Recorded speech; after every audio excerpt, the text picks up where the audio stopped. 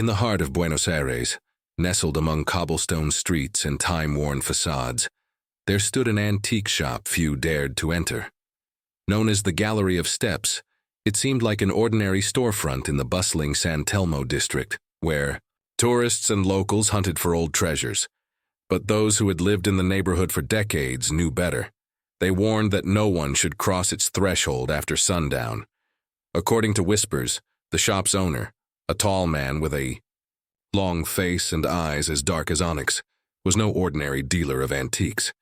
Known only as the collector, he was said to specialize in something far more intimate: the fingerprints of those who entered his store. Mark, a journalist with a penchant for debunking urban legends, learned about the gallery during a chance conversation with an elderly man at a local café. The man spoke of people who had bought or sold items at the Gallery of Steps, only to vanish weeks later. Those who returned were forever changed. Intrigued and skeptical, Mark decided to investigate, visiting the shop one evening when, according to the old man, the collector's true nature revealed itself. The shop's exterior was unremarkable, with a weathered wooden sign hanging by a single rusty nail. Inside, the air was thick, smelling of aged wood and melted wax. Shelves were crowded with clocks, mirrors, musical instruments, and paintings that seemed to follow Mark with their eyes. But what caught his attention were the glass cases at the back of the shop, displaying something far more peculiar: small metal plates engraved with fingerprints. From the shadows emerged a tall man dressed in an impeccable black suit, his smile unnervingly wide and his eyes piercing. "Looking for something special?" he asked in a deep voice that seemed to reverberate through the room. Mark explained that he was a journalist interested in writing about the shop. The man, still smiling, invited him to examine one of the glass cases. "Each print here tells a story," the collector said, running his fingers over one of the plates. "They belong to those who sought something unique and found it at a price they never imagined." Mark felt a shiver crawl up his spine. The man offered him a blank plate, saying, "If you desire the truth, leave your mark here.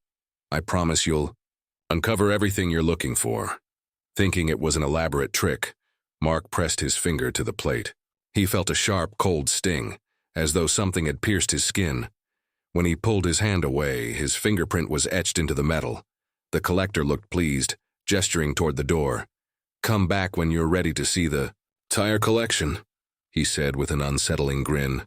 That night, Mark began having nightmares. In his dreams, his fingerprints stretched into endless pathways leading to rooms filled with screams and shadows.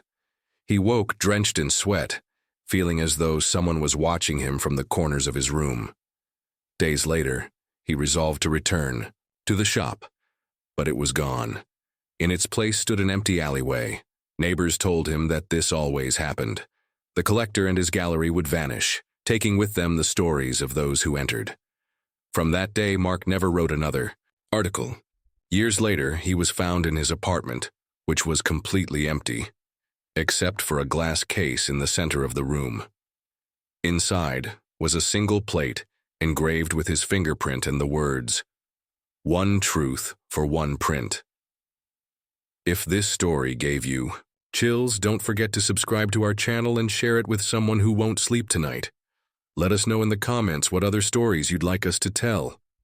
Thanks for joining us on this journey into the unknown.